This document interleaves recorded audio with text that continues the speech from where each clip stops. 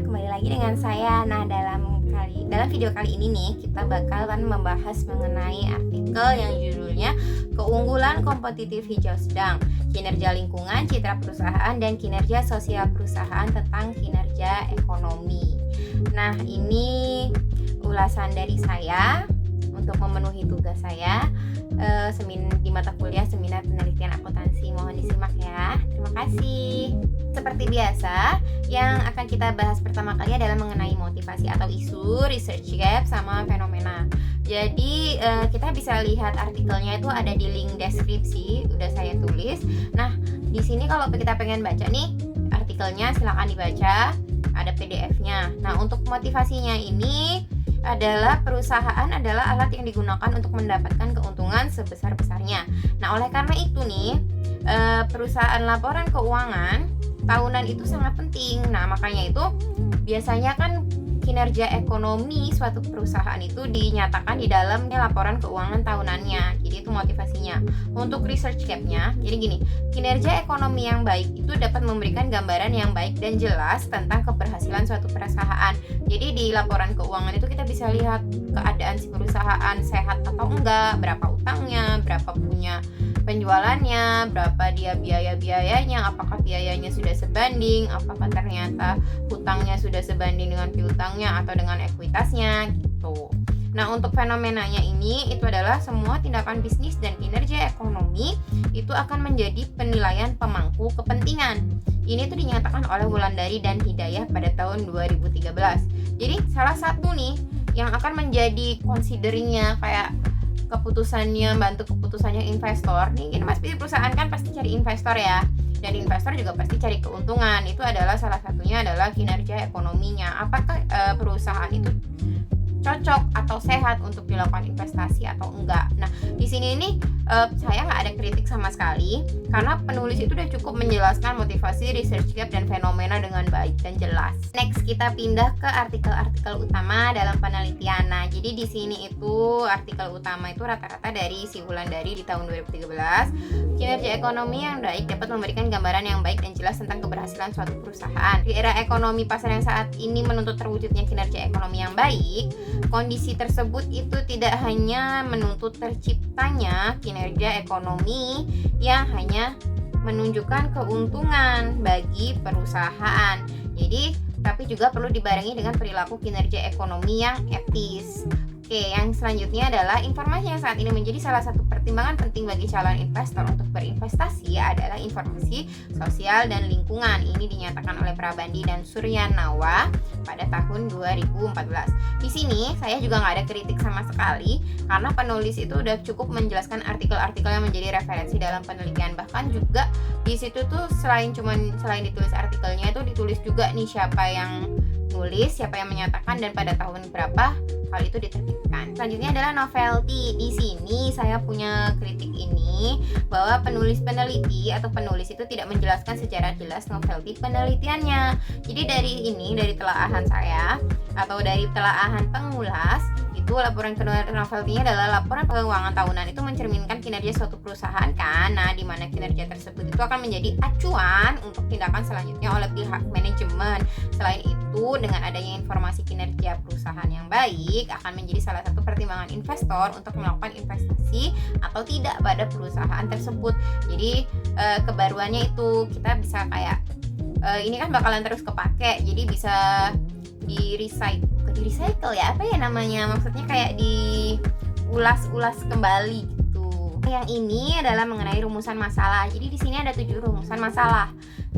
Yang pertama, apakah kinerja lingkungan mempengaruhi kinerja ekonomi? Yang kedua, apakah citra perusahaan itu mempengaruhi kinerja ekonomi? Yang ketiga, apakah kinerja sosial perusahaan itu mempengaruhi kinerja ekonomi?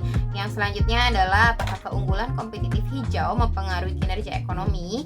Yang kelima, apakah keunggulan kompetitif hijau memoderasi hubungan lingkungan kinerja ke kinerja ekonomi? Yang keenam, apakah keunggulan kompetitif hijau memoderasi hubungan citra perusahaan dengan performa ekonomi? Yang ketujuh, Apakah keunggulan kompetitif hijau memoderasi hubungan sosial perusahaan ke kinerja ekonomi? Jadi gini, sayang sekali penulis atau peneliti ini tidak membuat sebuah rumusan masalah tersendiri. Jadi dia nggak ada judul subbab sendiri mengenai rumusan masalah dan menjelaskan secara jelas rumusan masalahnya. Jadi di sini rumusan masalah yang saya jelasin tadi itu adalah hasil telaah dari pengulas melalui hipotesis penelitiannya gitu.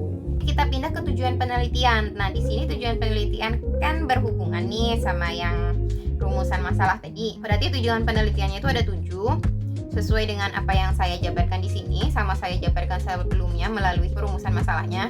Jadi tujuan penelitian itu menjawab dari rumusan masalah. Yang pertama, mengetahui apakah kinerja lingkungan mempengaruhi kinerja ekonomi.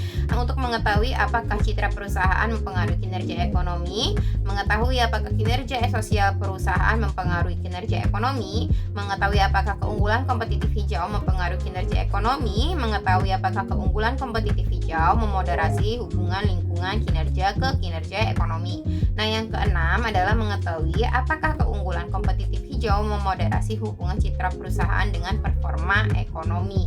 Untuk yang ketujuh adalah mengetahui apakah keunggulan kompetitif hijau memoderasi hubungan sosial perusahaan kinerja ke kinerja ekonomi. Di sini itu sayangnya juga peneliti tidak menjelaskan tujuan secara jelas. Jadi sama kayak rumusan masalah tadi, pengulas ini tuh penelitian di atas merupakan hasil telaahan dari pengulas melalui hipotesis peneliti dan rumusan masalah yang tadi sudah saya telaah juga. Nah, nggak jauh-jauh dari tujuan, kita pindah ke kontribusi dan grand teori. Jadi kontribusinya penelitian ini tuh peneliti menjelaskan hubungan antara variabel independen dengan variabel independen. Itu pasti udah jelas ya kontribusinya. Jadi untuk digunakan juga untuk masyarakat untuk mengetahui ternyata apa sih yang mempengaruhi kinerja ekonomi, apakah ini mempengaruhi, apakah enggak, itu tuh kita tahu. Jadi peneliti itu udah menjelaskan kontribusinya secara jelas. Nah, sayangnya ini mengenai grand teorinya. Memang kita kan biasanya teori menggunakan teori agency. Cuman sayangnya nih peneliti itu tidak menjelaskan mengenai grand teori yang digunakan beserta dengan hubungannya antara grand teori tersebut dengan penelitian ini. Itu nggak ada di artikel ini sama sekali. Jadi kita benar-benar harus nyari sendiri teori apa yang dipakai, hubungannya apa gitu. Kita pindah ke hipotesis penelitian. Di sini hipotesis penelitiannya ada 7, H1 sampai H7. Yang pertama, H1, kinerja lingkungan berpengaruh positif terhadap kinerja ekonomi. Yang kedua, H2, kinerja citra perusahaan berpengaruh positif terhadap kinerja ekonomi. H3, kinerja sosial perusahaan berpengaruh positif terhadap kinerja ekonomi. Yang keempat, H4, keunggulan kompetitif hijau berpengaruh positif terhadap kinerja ekonomi. Yang H5, keunggulan kompetitif hijau memoderasi hubungan lingkungan kinerja ke kinerja ekonomi. H6 adalah keunggulan kompetitif hijau memoderasi hubungan citra perusahaan dengan performa ekonomi.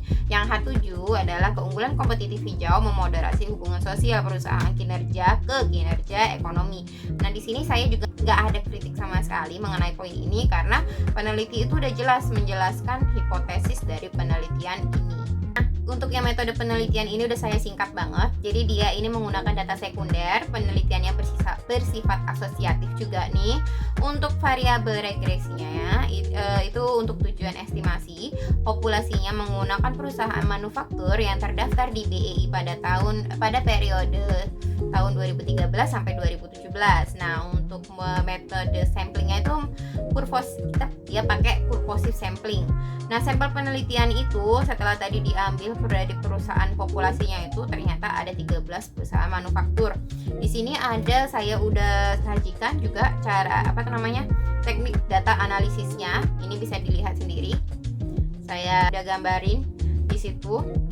Dia ternyata dan juga ada keterangan-keterangannya ya. Jadi kayak EP itu apa? Economic performance, A-nya itu konstanta. Lalu yang selanjutnya itu juga udah saya tulis semuanya di situ. Hasil penelitian ini sebenarnya agak lebih tricky sebenarnya. Jadi sebenarnya itu dia juga peneliti ini bagusnya dia tuh menjelaskan hasil penelitiannya dengan baik. Bahkan dapat dilihat di artikel yang tadi bisa dilihat di linknya itu bahwa peneliti itu telah menunjukkan hasil atas datanya itu dalam bentuk tabel.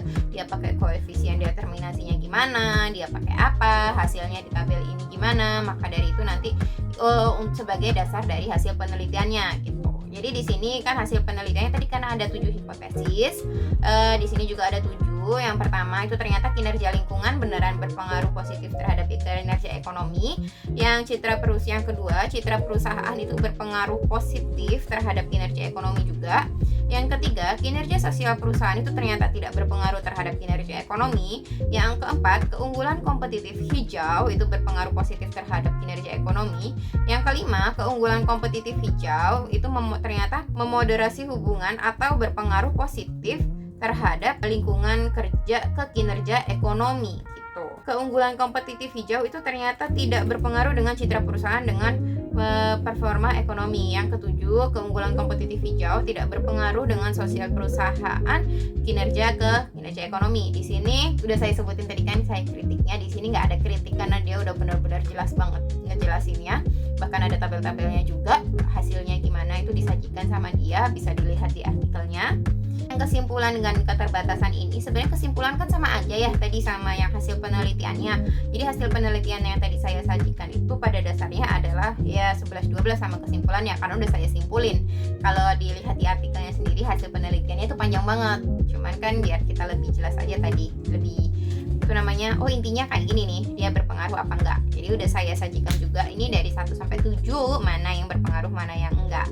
Sayangnya nih, makanya untuk yang kesimpulan ini saya nggak ada kritik sama sekali pada poin ini, misalnya karena peneliti udah memberikan penjelasan dengan sejelas-jelasnya. Tapi sayangnya untuk keterbatasan itu peneliti tidak menyebutkannya di dalam artikel tersebut. Jadi keterbatasan penelitian ini tuh apa, itu nggak ada. Biasanya kan ada tuh keterbatasan ada di bab akhir, cuma di sini nggak ada.